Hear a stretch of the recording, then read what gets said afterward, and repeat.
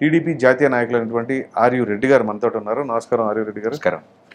ఆర్యు రెడ్డి గారు, సరే మీరంటే తెలుగుదేశం పార్టీ, జనసేన మీరు కూటమిలో ఉన్నారు. మీరు ప్రభుత్వం పైన విమర్శలు చేయడం, జగన్మోహన్ రెడ్డి గారిని టార్గెట్ చేయడం అనేది సాధారణంగా జరుగుతూ ఉంటుంది. కానీ సాధారణంగా అది నిజాలు. అఫ్కోర్స్ ఇప్పుడు నేను అనేది ఏంటంటే, నిజాలైనా అబద్ధాలైనా ఆరోపణలైనా పార్టీల్లో మీకు మీ పాలసీలు వేరు, వాళ్ళ పాలసీలు వేరు కాబట్టి సాధారణంగా ఉంటాయి విమర్శలు. అయితే తన సొంత సోదరే షర్మిల గారు అఫ్కోర్స్ వేరే పార్టీలోకి వెళ్ళారు. ఆవిడిప్పుడు కడప వేదికగానే అనేక రకాలైన విమర్శలు. సో దీనిపైన మీ స్పందన ఎట్లా ఉంటుంది? వీటిలో కూడా మీరు పైగా ఇక్కడ ఇంకో విషయం ఏంటంటే, మిమ్మల్ని ఈ క్వశ్చన్ అడగడానికి కారణం, మీరు పులివెందుల బిడ్డ, అవును, లోకలు. సో అక్కడ గ్రౌండ్ లెవెల్ పరిస్థితులు ఏంటి, అసలు అక్కడ వాస్తవాలు ఏంటి, అవన్నీ కూడా మీకు తెలిసే ఉంటుంది కదా. సో ఇప్పుడు షర్మిల గారు చెప్పింది వాస్తవమా, జగన్మోహన్ రెడ్డి గారు చెప్పేది వాస్తవమా? ప్రజలకి కన్ఫ్యూషన్ వాతావరణం ఉంటుంది కదా. జగన్మోహన్ రెడ్డి గారు ప్రజలందరూ మీకు అంతా తెలుసు అంటారు, ఒక ప్రక్కన షర్మిల గారు ఏం జరిగిందో అది చెప్తా ఉంటారు, మరో ప్రక్కన సునీతారెడ్డి గారు వచ్చేసేమో ఇదిగో నా తండ్రిని ఇట్లా చేశారని చెప్పేసి ఆవిడ చెప్తున్నారు. సో ఇప్పుడు ఈ కన్ఫ్యూషన్ వాతావరణానికి మీరు కొంచెం క్లారిటీ ఇవ్వండి పబ్లిక్, ఎందుకంటే మీరు అక్కడ లోకల్ కాబట్టి. చెప్పండి. కన్ఫ్యూషన్ మాకు లేదండి, ప్రశ్న అడుగుతున్న మీకుంది.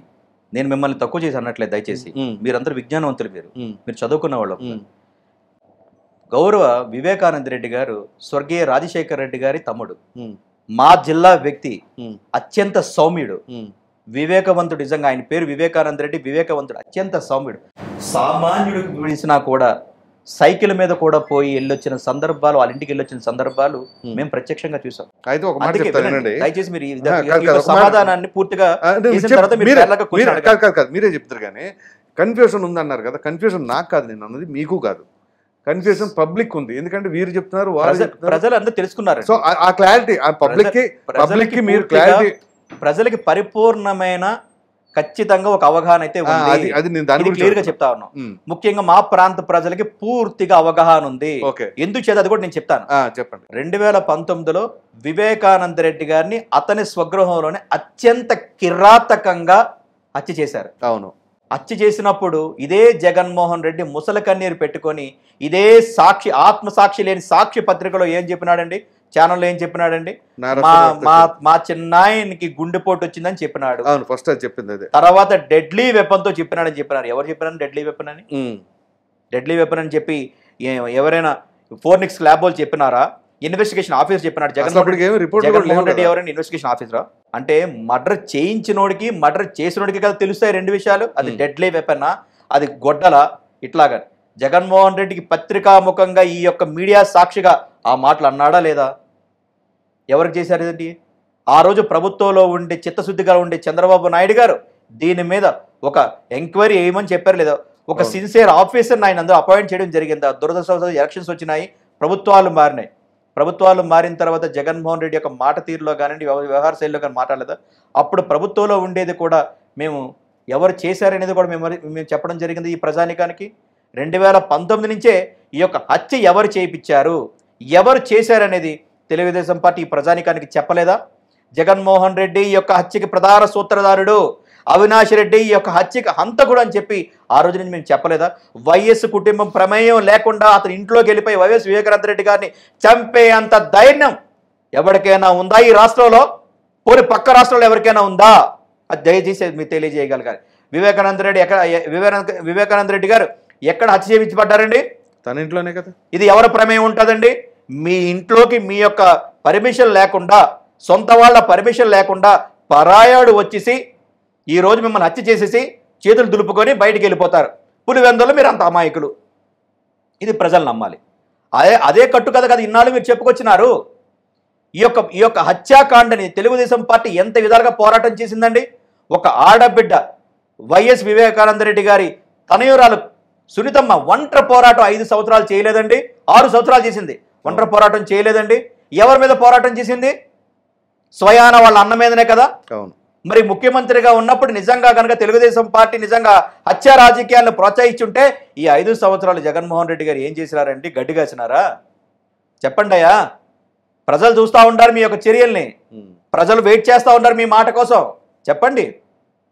ఈరోజు సునీత గారు కానివ్వండి, వైఎస్ షర్మిల గారు ఈరోజు బయటకు వచ్చి పులివెందల గడ్డ మీద, నా సొంత జిల్లా, సొంత ఊరు, సొంత గడ్డ మీద మాట్లాడుతూ ఉంది. జగన్మోహన్ రెడ్డి హంతకుడు, అవినాష్ రెడ్డి హంతకుడు, దీంట్లో వైఎస్ భారతి ప్రమేయం కూడా ఉందని చెప్పి మాట్లాడలేదా? ఈ రోజు కూడా నిన్న మొన్న కూడా ఈ రోజు కూడా స్టేట్మెంట్ తీసుకుంటే అమ్మా వైఎస్ భారతి గారు మీరు గొడ్డలు తీసుకొని ప్రతి ఒక్కరిని నరికేయండి, ఇంకా ఎవరు పోటీలోంచి ఉండరు, మీరే ఉనానమస్ గా మీరే కలకాలం పాలించండి అని చెప్పినారంటే వాళ్ళ దగ్గర సాక్ష్యాధారాలు లేకుండా కూడా మాట్లాడతారా? మరి ఇదే మాట మేము 5 సంవత్సరాల నుంచి ప్రతిరోజు ఈ విషయం మీద మేము ఎన్ని చర్చా కార్యక్రమాలు, ఎన్ని చర్చా గోట్లు మేము పెట్టినామండి, ఎన్ని ఇంటర్వ్యూలు చెప్పినాము, ఇదే యొక్క మీడియా సాక్షిగా ఎన్నిసార్లు మేము చెప్పడం జరిగింది. ఏ రాజకీయ పార్టీని ఈ ప్రజాస్వామ్యంలో హత్య రాజకీయాలను ప్రోత్సహిస్తుందా? మీరు చెప్పండి. ఎవరు ప్రోత్సహించరు అసలు. తెలుగుదేశం పార్టీ ఎప్పుడు కూడా హత్య రాజకీయాలు కానివ్వండి, ఫ్యాక్షన్ రాజకీయాలు కానివ్వండి, గూండాల్ని రౌడీల్ని అణిచింది ఏదైనా ఉందంటే అది తెలుగుదేశం పార్టీ, గౌరవ నారా చంద్రబాబు నాయుడు గారు. ఏ రోజు హత్య రాజకీయాలు ప్రోత్సహించిందా? మరి హత్య రాజకీయాలు ప్రోత్సహించినప్పుడు మీరు మా మీద ఎలా నిందలేస్తారండి? నిజం నిప్పు లాంటిది, అరిచితిలో పెట్టుకుంటే మిమ్మల్ని దహించేస్తుంది. ఆ నిజాన్ని ఇన్నాళ్ళు పెట్టినారు కాబట్టి ఈరోజు జగన్మోహన్ రెడ్డిని నిలువెత్తిన దహించేస్తా ఉంది వాళ్ళ కుటుంబ సభ్యుల రూపంలో. ఈరోజు వైఎస్ షర్మిలారెడ్డి గారు అడుగుతున్నది ఎవరి మీద అడుగుతా ఉన్నారు? ఎవరి మీద ప్రశ్నలు సంధిస్తా ఉన్నారు? దేనికి ఆ కుటుంబం బయటకు మంచి మాట్లాడట్లేదు? ఎందుకు ఈ రోజు భారత్ నుంచి మాట్లాడట్లేదు? ఎందుకు జగన్మోహన్ రెడ్డి నుంచి మాట్లాడట్లేదు? నిజాలు కాబట్టే, సిబిఐ దగ్గర పూర్తిగా సాక్ష్యాధారాలు ఉన్నాయి కాబట్టే వాళ్ళు న్యాయం కోసం పోరాటం చేస్తూ ఉన్నారు. ఇదే న్యాయం కోసం మేము గత 5 సంవత్సరాలు పెట్టి ప్రభుత్వం మీద మేము పోరాటం చేయట్లేదా? దానికోసం మేము ఎన్ని దాడులు మేము భరించాం, ఎన్ని దాడులు మా మీద జరగలేదంటారా? ఈరోజు మాకు కూడా భయం వేస్తూ ఉంది. వై షర్మిలారెడ్డి గారిని కానివ్వండి, వై సునీతమ్మ గారికి వాళ్ళకి ఏ విధమైన దాడి జరుగుతుందో అనేది. ఈ యొక్క నరరూప హంతకుడు ఎన్ని విధాలుగా కుట్రలు చేస్తాడో, ఇంకా ఎంతమందిని పొట్టబెట్టుకుంటావు జగన్మోహన్ రెడ్డిని అధికారం కోసం? ఏంటి ఈ సిస్టంలో? ప్రజాస్వామ్యంలో హత్యలే ఒక మార్గమా? ఒక నాయకుడిగా ఎదగాలంటే ప్రజా బలం ఉండాలి, ప్రజల అండదండ ఉండాలి, ప్రజల ఆశీస్సులు ఉండాలి. నువ్వు హత్య రాజకీయాలు చేసుకొని ప్రత్యర్థులను అందరినీ గొడ్డల వేళ్లతోనో లేకపోతే కూకట వేళ్లతోనో నరికి చంపేస్తే నీ యొక్క రాజకీయ జీవితం బాగుంటుంది అనుకుంటే అది కొన్నాళ్ళు మాత్రమే. ఈ దేవుళ్ళ లాంటి ఓటర్లు ఖచ్చితంగా శిక్ష అనేది వేస్తారు కదా. ఈ 5 సంవత్సరాలు నీ అధికార మదంతో, డబ్బు మదంతో తప్పించుకొని తిరిగావు. ఇక తప్పించుకోవడానికి తిరగలేదు, నీకు దారి లేదు.